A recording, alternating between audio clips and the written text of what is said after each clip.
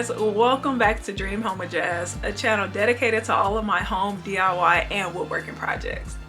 Today I am on a mission to find a spot in our home that Pat can use as his own office space. Our home currently has 3 bedrooms upstairs, and then we have an extra room downstairs that we've been slowly turning into a game room. Since I'm currently using our smaller bedroom upstairs as an office / craft room, we thought it was only right that we fit Pat's office downstairs in the game room. I didn't think it'll be fun to just go out and buy him a desktop, so instead I'll be challenging myself to DIY one for him. It's so funny because all of the tutorials that I've seen online shows either using a table saw, a circular saw, a joiner, a planer, y'all. I have none of that, but it's okay. I think we could still get a nice quality desktop without that. I've been working on the best techniques to get this done using oak hardwood, but before we get to that, let's go downstairs to the game room so you guys can see the space that we're working with. Welcome to our game room. Now, if there's one thing that apartment living has taught me is that I really do not like playing video games in the living room. There's absolutely no separation. And while Pat and I do play a lot of our games together, it was just too much trying to fit both of our TVs, all of our games, our systems, manga, comics, just everything into our only living space. Now, the only thing we've really done down here since moving in was paint. We really do love the color. We picked this pretty early on, well before we even decided on any kind of color scheme for the home, and we really feel like it fits, so that will be staying. And we definitely got some stuff for down here, but we aren't completely sure how we want the completed space to look just yet, so we will be holding off on that. Honestly, I feel like this room is gonna be a constant work in progress, something that I plan on revisiting here and there, but for now, the only space that we will be working on will be the spot behind us. So after going over all of our options on how we could tackle this without a table saw, I felt it was best we go with a select grade oak because the wood is higher quality, the edges on these boards are straighter than any of the lower grades, and it had that grain pattern that we really liked. It is more expensive, but it has the durability and that high quality appearance that I was looking for. Pat requested a desktop of about 60 inches long and about 23 inches deep. So we got 3 1x6s and 2 1x4s. After I cut the wood to the desired length, I aligned the boards next to each other in the order I wanted them to lay so that I can create edge joints using pocket hole joinery. Once I determined what side would be the top, I then flipped them over and marked where the pocket holes will be. Here, I'm placing my pocket holes about 2 inches from the ends of each board to avoid cracking, and then about 6 to 8 inches between each hole. Pocket hole joinery is achieved by using either a pocket hole jig or, in my case, a Kreg jig to drill a hole at a 15-degree angle so that your pocket hole screw can go out of one piece of wood and into the next one. This Kreg jig came with its own drill bit, material thickness gauge, and an easy set stop collar to help ensure that you get that perfect angle on whatever wood that you're working with. My boards are actually 3/4 thickness, so that's what I'm gonna set my stop collar to. And then there's even a built-in clamp that will automatically adjust to the thickness of the board that you're working with. Honestly, y'all, I love this thing. Once I started and I found a rhythm, I was able to knock it out in no time.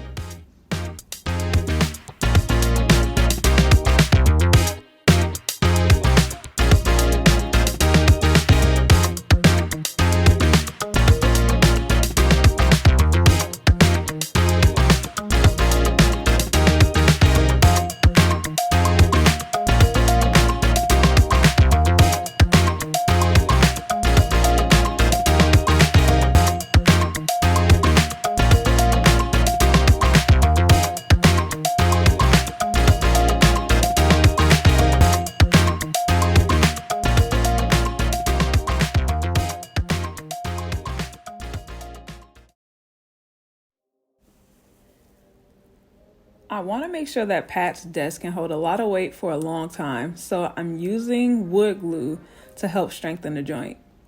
Once I apply the glue, I'll need to work quickly to clamp everything together before the glue dries. And I'll admit, I was worried I didn't have all the right clamps for a project like this. But after a little bit of planning beforehand, I'm so happy that I was able to make it work. I'm using Titebond 3 and a glue brush and applying glue to one surface of the joint, making sure that I'm spreading it evenly along the full length of the edge.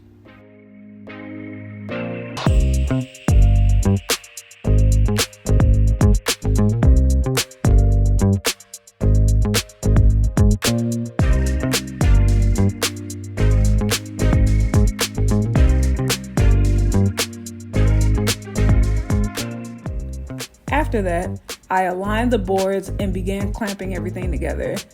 As I tighten the clamps, I'm being careful to check that the boards remain perfectly aligned and flush with each other. And I'm also immediately wiping away any excess glue that may squeeze out of the joints. Because I didn't really have face clamps, I used some spare wood that I had on hand and clamped that to the ends and essentially made one big clamp. And I'm really glad it worked out.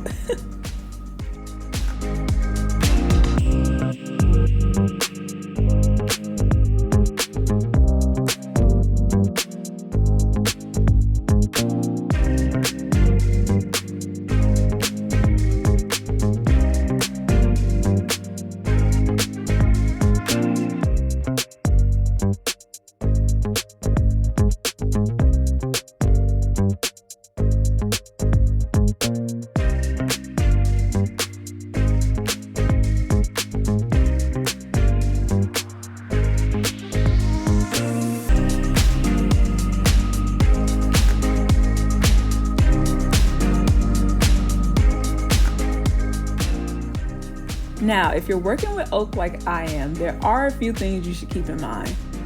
Oak is a lot denser than softwoods like pine, so you'll find that you may have a tough time drilling into it depending on the screws that you have. My crave jig came with coarse threaded screws, but since we're using oak, fine threaded screws are the way to go since they are specifically designed to be used with hardwoods.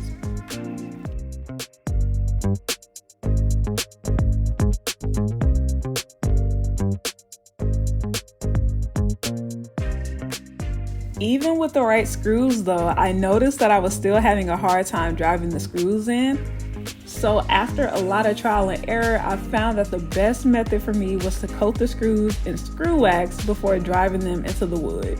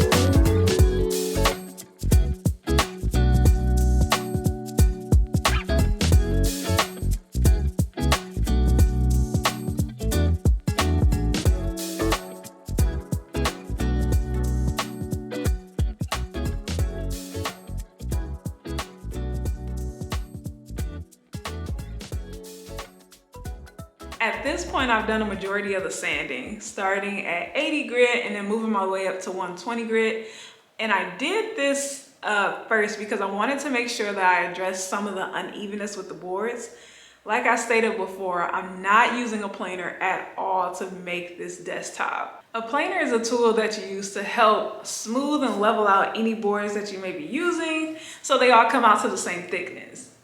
As I stated though, I don't have a planer at all. I could have gotten a hand planer, but I wanted to try to use the tools that I already have here. And I have an orbital sander. That is the alternative, and honestly, I'm very pleased with the results so far, so I will be sticking to that. Now, I didn't do all this work just for it to look unfinished in the end. I want this desktop to look as close to professional as it possibly can. So that means we need to go back in and cover those pocket hole screws. Now, there are multiple methods for doing this, but the one that worked best for this project so far has been pocket hole plugs. It's pretty much the same size and shape as the pocket holes. Because the thickness of the board that I'm using is less than 1 inch, these don't go in completely flush with the bottom of the desktop, meaning that we will need to go in and trim off any of the excess. So in order to do this, I ended up getting a Japanese pull saw. This method has been awesome and is definitely going to give me that finished look that I'm going for. So let me go ahead and show you how I went about doing this.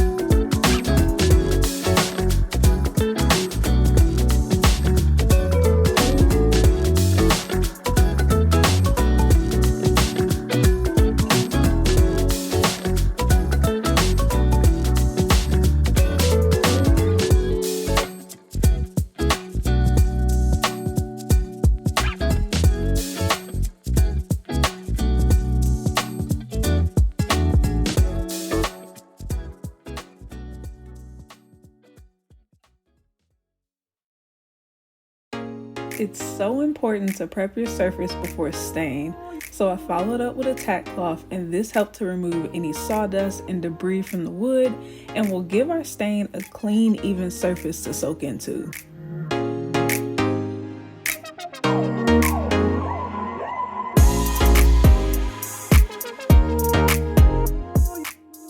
The last thing I want is for the stain to come out blotchy. So here I'm applying a pre-stained wood conditioner with a foam brush first, and this will help give the wood and our stain a more uniform look.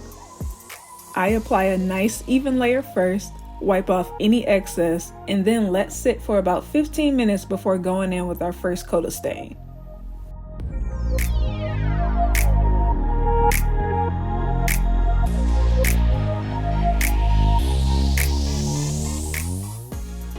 And to really bring this stain to life, we're going in with this espresso stain to really bring out that grain pattern and the overall beauty of the wood.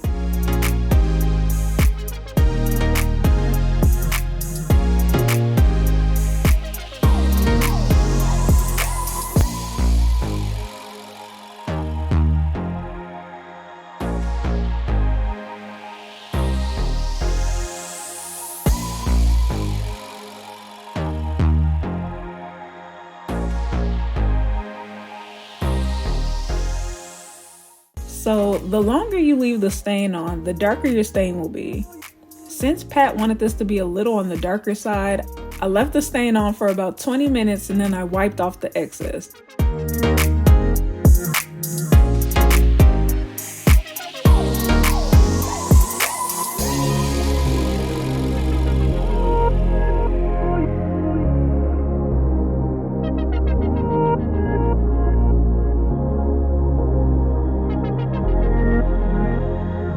The back of the can says you can recoat after about 2 hours, but honestly, I didn't trust that. So I left this on for about a day or so until it was completely dry, and then I went in to apply the second coat.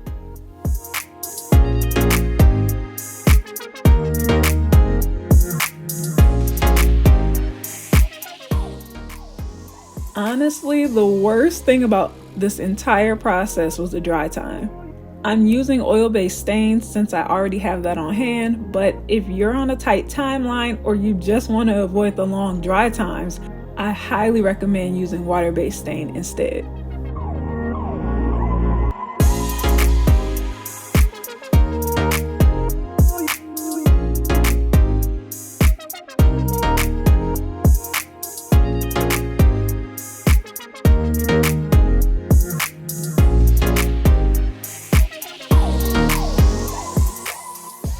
And to finish this thing off, I'm applying the first coat of polyurethane. This will help give our desktop some added durability, protect it from scratches, stains, and help give it that finished look.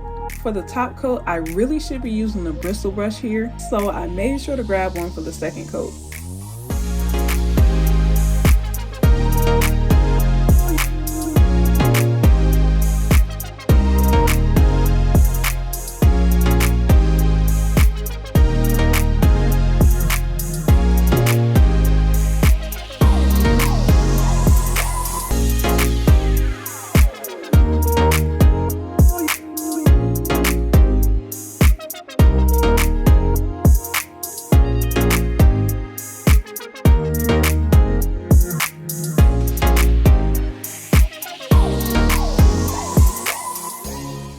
The trick to getting a smooth finish for this desk was to lightly sand between coats. After I let the first coat dry for about 24 hours, I'm checking to see if I feel any bubbles or imperfections. Here I have some 330 sandpaper and pretty much lightly going over the surface to smooth it all out. Y'all, I almost freaked out because of how dusty it was getting, but luckily all we need to do is go back in with the tack cloth to clean that all up.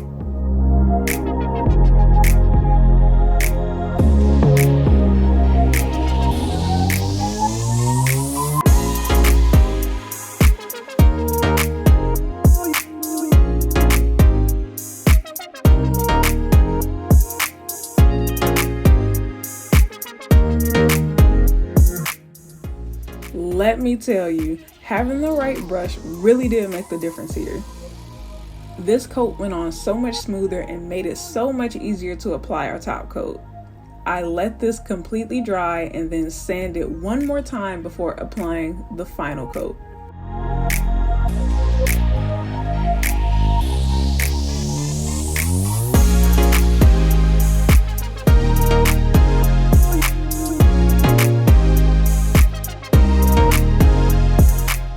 So now it's time to start bringing this space together and actually give Pat a functional workspace. We want this space to feel intentional and keep this as clutter-free as possible. So we went out to IKEA and got 2 Alex drawers. If you search office or craft room inspo, then you're bound to see these. The amount of storage we'll get here is perfect. He has a lot of hard drives, cables, and just small stuff that needs a home, so this will allow him to store all that stuff out of sight. Pat also liked the idea of having space between the top of the drawers and the bottom of the desktop, so I bought a set of risers from Amazon and just installed them to the top of the drawers.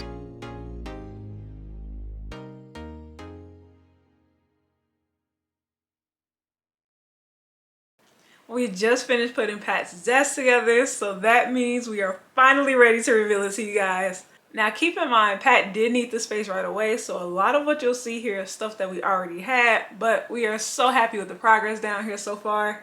Looking back at the footage, there was nothing special about this little corner of the game room. Without a vision or a proper storage system, it's really hard to keep things organized.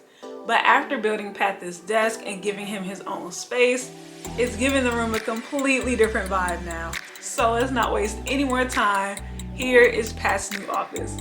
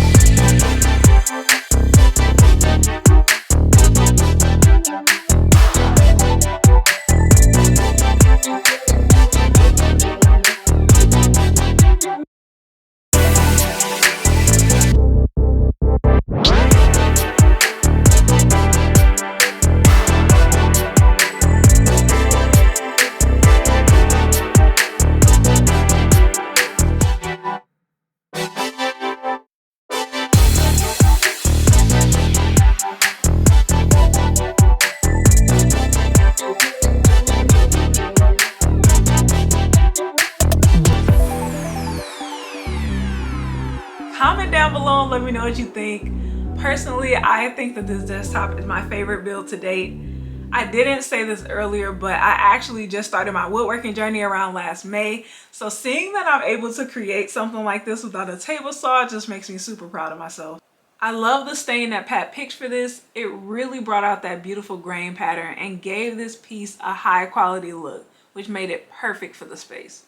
I already plan on DIYing some floating shelves for the area, and also Pat asked me to make a custom piece for him that's actually gonna go right behind me. So if you aren't already, make sure you subscribe so you don't miss any future content. And that is it for today's video. If you enjoyed it, please give it a thumbs up and let me know down in the comments what you guys are working on. I would love to hear from you. Thanks for hanging out with me today, and I'll see you in my next one.